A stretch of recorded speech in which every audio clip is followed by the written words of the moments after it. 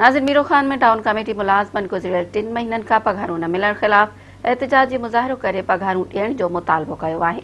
उन हवाले सां ॾिसूं था मुजाहिद सूमरो जी ही रिपोर्ट। त शहरनि खे जेका पाणी सप्लाई पिणु मुअतल कई वई आहे ऐं शहर जी सफ़ाई सुथराई जो कमकार आहे पिणु उहो बंदि कयो वियो आहे। अचो त उते जेके मौजूदु अॻवान आहिनि पुछूं त संदनि सां कहिड़ा दरपेश मसइला आहिनि।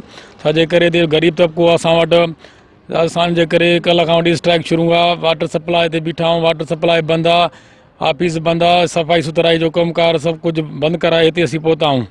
असांजा मुतालबा आहिनि पघार जल्द में जल्द ॾियाराए वञनि, न त असां ॿी सूरत में एहतिजाज जो दायरो वधाईंदासीं। भली पोइ खणी महीनो लॻे, 2 लॻे, 3 लॻे। मिले रमज़ान जे लाइ कंहिं वटि राशन कोन्हे वठण जे लाइ, छा जे लाइ भला जॾहिं पैसा पिया हुया अकाउंट में त हर ऑफिसर टाउन जे मथां पैसा कढाइण जे लाइ जॾहिं पैसा निकिरी विया, मुलाज़िमनि जी पघार जो मसइलो थियो आहे त हाणे को ऑफिसर नथो अचे। छो, छा जे लाइ? को डीसी नोटिस नथो वठे, को एमपी नोटिस नथो वठे, छा जे लाइ? कहिड़ो मुलाज़िमनि जो साहिबु आयो पर वाट सप्लाई तो थी मोटी वियो, हुन चयो त तव्हांजो 2-3 ॾींहंनि में मसइलो हल थींदो। अञा ताईं एमपी साहिबु वाट सप्लाई जेको अॻु में असां हड़ताल कई हुई उनखे हफ़्तो थी वियो आहे, 2 हफ़्ता असां बचड़ा असांजा फाका कच्छी ते वेठा आहिनि। उन खां अलावा 3-4 टीएम बदिली थी चुका आहिनि। सिर्फ़ु 10-10 ॾींहं रहनि था, 15-15 ॾींहं रहनि था।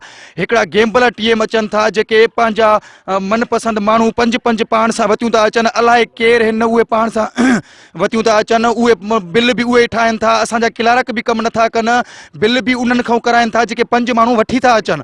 अलाए केरु हिन उनजा पंहिंजा सियासी माण्हू वठी था अचनि, पघारूं बिल हराम कयूं, 2 महीना ईद आग में हराम कयूं, उहे बि नथी सघिया। हाणे दायरो असांजो वधंदो, रोड ते बि निकिरंदासीं, असां बाहियूं बि ॾींदासीं पाण खे। साण ते बि मजबूर आहियूं। जॾहिं असांजा बचा बुखनि थियनि, असांजा अखियुनि मां ॻोढ़ा नथा बीहनि, पोइ असांखे थी सघे चोरीअ में शामिल थी वञूं, कंहिंजो घर लुटियूं, कंहिंखे गाॾी खसियूं, कंहिंखे मारियूं। परेशान त हूअं ई थी विया आहियूं। असां सां कोई बि दुख सुख में गॾु न आयो आहे। जेके असांजा मुलाज़िमन हिते जेके टाउन ऑफिसर चवंदा आहिनि उनखे गेम बिलर करार ॾेई छॾियो आहे। हिननि जो चवणु आहे त 3 महीननि खां पघार न थी आहे। 16 स्केल जा जेके ऑफिसर असांजे घर वेठा आहिनि हू पंहिंजी टीम आणनि पिया, करोड़ रुपया हितां लुटे खयो हलिया पिया वञनि।